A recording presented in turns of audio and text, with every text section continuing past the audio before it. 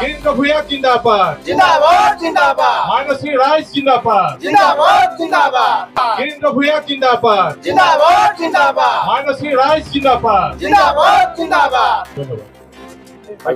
আজি খবৰ আপুনি কি ক'ব? এইখন সভা অতি গুৰুত্বপূৰ্ণ।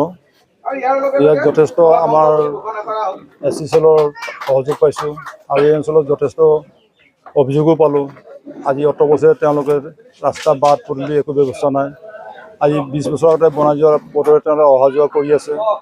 গতিকে তেওঁলোকৰ অভাৱ অভিযোগ পালোঁ আৰু যিটো তেওঁলোকৰ আদৰণি পালোঁ, যিটো তেওঁলোকৰ মানে আমি আকৰ্ষণ দেখিলোঁ, যাতে কংগ্ৰেছ দলৰ শুভযাত্ৰা ইয়াৰ পৰা আৰম্ভ হ'ব ৰাঙাপাৰা সমষ্টিত। আপোনালোকে চৰকাৰত আহিলে আই মাতৃৰ কাৰণে কি কাম কৰিব? আই মাতৃৰ কাৰণে আমি খিলঞ্জীয়া লোকৰ সম্পূৰ্ণ যিবোৰ বাস্তৱ অধিকাৰ সেইখিনি আমি পাবৰ বাবে যথেষ্ট সহায় কৰিম। আৰু আমি এইটো প্ৰথম আমাৰ দায়িত্ব এইটো যে খিলঞ্জীয়া লোকক কেনেকৈ আমি বিদেশী শক্তিৰ পৰা নিজৰ মানে অধিকাৰলৈ আনিব পাৰোঁ, সেইটো প্ৰথম যাত্ৰা সেইটোৱে হ'ব। এই অঞ্চলটো বহুত পিছপৰা, যথেষ্ট পিছপৰা। এই অঞ্চলত মই জড়িত এতিয়া মানে 30 বছৰ আগৰ পৰাই জড়িত। তেতিয়া সেই সময়ত আমাৰ বিধায়ক আছিলে পানেশ্বৰ গোস্বামী ছাৰ। তেখেতৰ লগত এই অঞ্চলত মই ছাৰ্ভে কৰি ৰাস্তা দলং এইবিলাক লাইটৰ পোষ্টবোৰ যি দেখি আছে বৰ্তমান সেইবোৰ তেখেতে আনিছিলে। আৰু তেখেতৰ লগত থাকি এইবিলাক আমি প্ৰগ্ৰেম বনাইছিলোঁ, প্ৰজেক্ট বনাইছিলোঁ। তেতিয়া তেওঁ কৰি যোৱা কামখিনি এতিয়ালৈ তাত পুনৰ কোনো কাম কৰা নাই। যিহেতু ৰাস্তাটো অৱস্থা দেখি গম পাইছে কোনো নাই, কিন্তু সন্মুখৰ ভাগৰ লেপিং কৰিছে, জাষ্ট ওপৰত মানে যিটো কাৰ্পেটিং মাৰি পেলাই বগা ৰং লগাই লাইট লগাই দিছে, কিন্তু নতুন কাম একো হোৱা নাই। ডক্টৰ হিমন্ত বিশ্ব শৰ্মা কৈ আছে যে অসমৰ বিজেপি চৰকাৰৰ পৰা বহুত উন্নতি হৈছে, বহুত ডেভেলপ কৰা হৈছে। উন্নতি হৈছে, বিজেপি যথেষ্ট হৈছে, কাৰণ তেওঁলোকৰ চিণ্ডিকেটৰ ব্যক্তিসকলৰ উন্নতি হৈছে, কিন্তু অসমৰ জনসাধাৰণৰ কোনো ব্যক্তিৰ উন্নতি হোৱা নাই বুলি মই ভবা নাই, দেখা নাই। আহিছে বুলি কৈ আছে। শান্তিটো অশান্তিটো আকৌ আৰম্ভ কৰিছে। খিলঞ্জীয়াক বন্দুক দিম বুলি কৈছে। আজি তৰুণ গগৈ চৰকাৰে ইয়াত আপোনালোকে সকলোৱে জানে কিমান উগ্ৰবাদী অঞ্চল আছিলে। তৰুণ গগৈ ছাৰে আহি পেলাই সকলোৱে মিলা পিটাই কৰি পেলাই বসবাস কৰিব শিকাই থৈ গৈছিলে। বিজেপি চৰকাৰ অহা বছৰ 2 বছৰ 4 বছৰমান ভালকৈ হ'ল, তাৰপিছত তেতিয়া কি দিছে, খিলঞ্জীয়াক পিষ্টল বন্দুক দিম বুলি কৈছে। এইটো আপোনালোকে নিজৰ ব্যক্তি বুদ্ধি আছে, আপোনালোক সাংবাদিক কৰে, লিখা পঢ়াত যথেষ্ট আপোনালোকে জানে।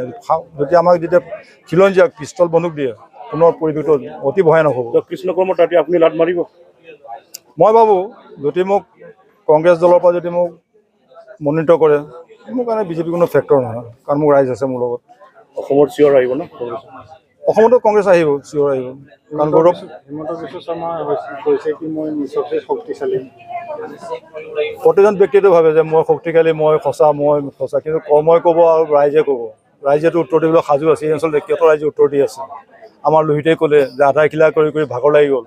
লোহিতক ক'লোঁ এইবাৰ আধাৰখিলা কৰা মানুহে মাংস ভাত খুৱাই পঠিয়াই দিবা, আধাৰখিলা কৰিব আমি 27ত কৰিম, 26ত কৰিম। তো সেই অঞ্চলত কিছুমান গাঁওখিনি মানে বিলাক জিপেক্স হোৱা নাই, যিটো মাটিৰ কাগজ পোৱা নাই, আৰু কিছুমান ৱাইল্ড লাইফ এৰিয়া বুলি হৈ গৈছে। ইয়াৰ বিষয়ে আপুনি সেইটোতো নহয়, সেইটোতো প্ৰব্লেম অকল এই অঞ্চলতে নহয়, অসমৰ সকলো অঞ্চলতে আছে। সেই বিষয়ে আমি যে খিলঞ্জীয়া অধিকাৰ মাটি পাব লাগিব, সেইটো আমি চিন্তা চৰ্চা কৰি আছোঁ।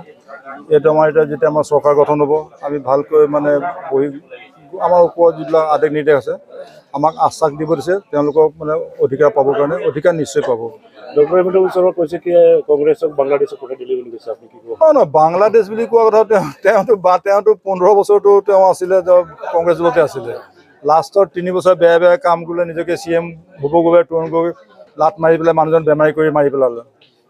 তৰুণ গগৈ মৃত্যুবৰণ কৰা একমাত্ৰ মেইন হ'ল হিমন্ত বিশ্ব শৰ্মা। তেওঁক মানে অস্থিৰ কৰি দিছিলে। তাৰপিছত তেওঁ যেনে বিজেপিত মূৰ দোৱাই পেলাই আমাৰ বিজেপিত জইন কৰি পেলাই তেওঁ যেনে 5 বছৰ ইকাঠি কৰি কটাই পেলাই আকৌ নেক্সট 5 বছৰ CM হ'ল। আৰু তেওঁ বিজেপিত যিখিনি মানুহ আছে গোটেইখিনি তেওঁৰে সৈন্য সমন্ত, চবৰে ৰেকৰ্ড আছে।